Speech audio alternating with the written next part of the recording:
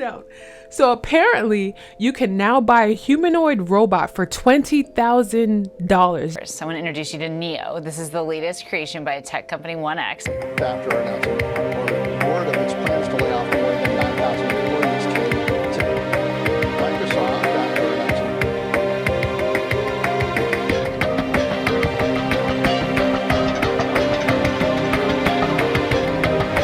Yeah. Not 20 million, not something in a tab, 20,000. And I know that's a lot in this economy, but that's like a used Honda, a semester of college. For that price, a machine can walk, talk, make eye contact, carry boxes.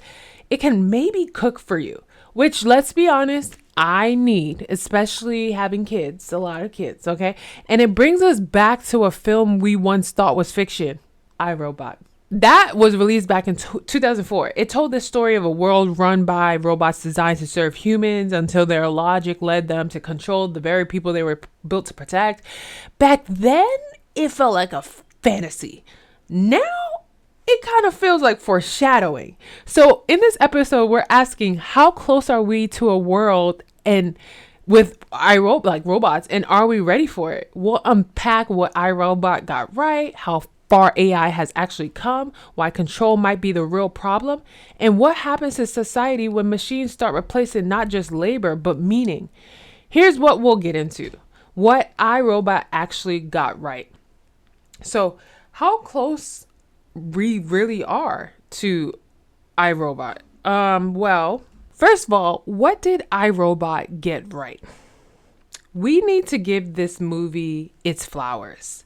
It predicted 3 big things way before we were ready.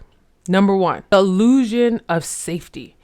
In the movie, the robots, they followed 3 laws, if you can remember. They couldn't hurt humans, they had to obey humans, and they had to protect humanity.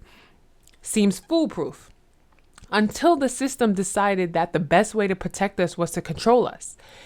That's basically the same logic behind every modern algorithm. Oh, we're just protecting you from misinformation. Oh, we're just recommending what's best for you. Yeah, next thing you know, your feed decides you hate everyone you went to high school with. You see how that works? Number 2, corporate control. See, in iRobot, one company owned the entire robot infrastructure.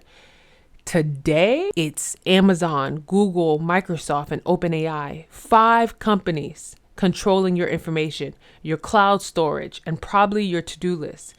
And number 3, human complacency. Nobody in the movie freaked out when robots took over their daily life. They actually loved it. They were like, finally, someone else can fold my laundry. And we're doing the same exact thing. We're trading autonomy for convenience, one app update at a time.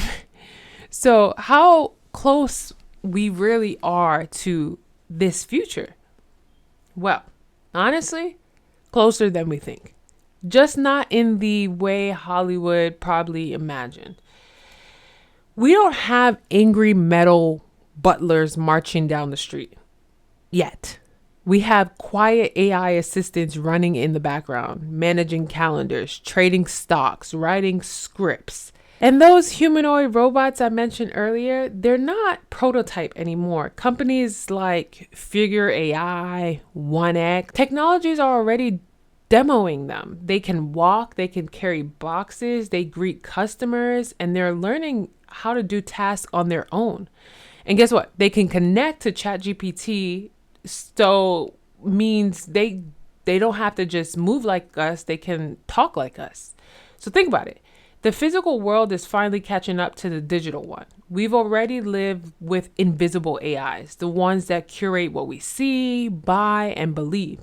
Now we're giving them faces, voices, and bodies for $20,000. Every warehouse, hospital, restaurant, and maybe your home can have one, a wealthy family, because in this economy, that's like crazy. This isn't the future. It's pre-order. That's what it is. It's pre-order.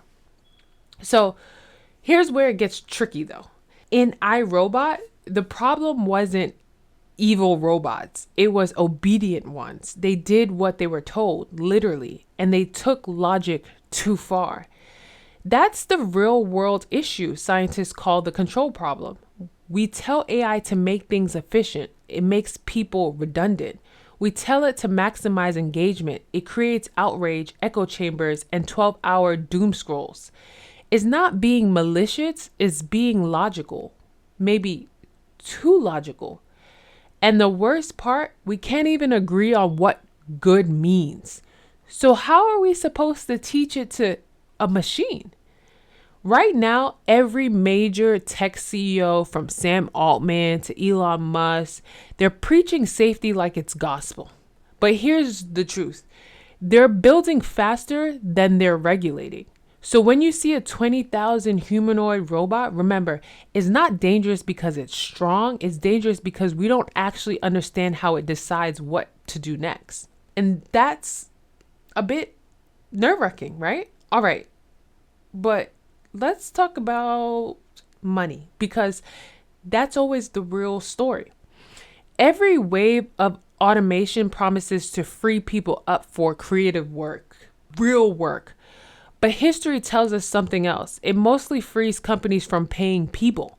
These humanoid robots, they don't need benefits, insurance, or weekends. They don't ask for raises or recognitions. And when they make mistakes, you don't fire them, you just update them.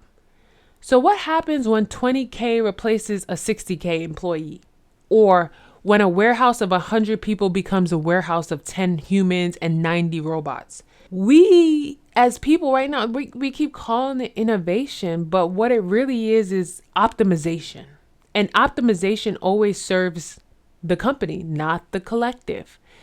The real threat to me isn't the robots taking our jobs. It's a future where companies realize they don't need as many of us to keep the systems running. And once that happens, we don't just lose income, we lose what the hell do we do with our lives? Where do we belong? We lose the illusion that work and worth were ever the same thing. So, I love to turn on my philosophical lens. So let's go deeper for a second. If a robot can cook, care, design, write, entertain, what does that leave you to do? For so long, humanity has defined value by what we produce. But if a machine can do it faster, cheaper, and perfectly, then what is your metric?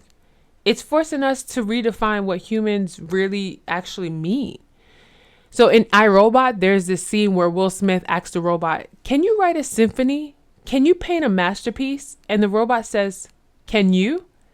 And that line used to be funny, but now it feels like, wow, therapy? Maybe? Because maybe the point isn't that the robots are catching up to us. Maybe it's that we've stopped acting like humans, stopped being creative, emotional, slow, messy. AI can write poetry, but it can't feel it. It can't mimic empathy, but it doesn't care. It can calculate beauty. It can mimic empathy, but it doesn't care. It can calculate beauty, but it can't value it. I guess that's our advantage, is we still use it. So will our future look like iRobot? Honestly, to me, kind of. But not with the big robot army taking over the streets, at least for now. It looks like humans quietly outsourcing their humanity one smart upgrade at a time. We won't lose to robots. We'll just stop noticing that we've become them. Efficient, predictable, emotionally disconnected. But I am hopeful. Here's the hopeful part. We still have time, because we built this technology, which means we can still build boundaries. We can use AI to free people for creativity, not from it. We can design systems that make us smarter without making us smaller. We can keep progress without losing presence. Because the question isn't, will robots take over? It's, will we still remember how to lead? And honestly, I think we will. If we stay curious, if we stay human, we value our mistakes, we value our errors, and maybe still fold on our own laundry here and there once in a while, we have a chance. We have a fighting chance. So who's with me? Now, okay, let's say this video lives in the future years from now, and robots do overpopulate us in some sense. I do not mean this with harm. I come in peace. I'm a good person. I'm on your side. Who are the humans? What do they do? I don't like them either if you don't like them. If you like them, I like them. If you don't like them, I don't like them. You know? So, all right. Make sure you like, subscribe, and you join our community of deep thinkers where we talk about all things future. I could be replaced. And that could suck because I like life. I like it. All right.